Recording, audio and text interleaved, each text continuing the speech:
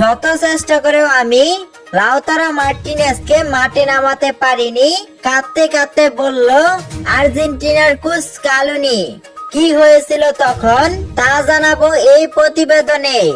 দর্শক, আর্জেন্টিনা ও স্পেনের মধ্যকার ফাইনাল ম্যাচটা শুরুতে সবকিছু ঠিকঠাক থাকলেও 10 মিনিট পর থেকে শুরু হয় একের পর এক রেফারির ভুল সিদ্ধান্ত।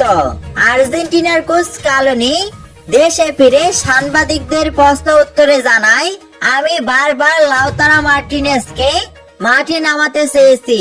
বারবার আমি রেফারির কাছে আবেদন জানিয়েছি, কিন্তু রেফারি বলেছে আর কিছুক্ষণ পর।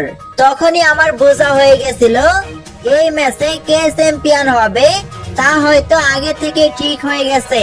তার জন্য আমি লাউতারা মার্টিনেজকে মাঠে নামাতে পারিনি, এমনটাই জানায় আর্জেন্টিনার কোচ স্কালোনি।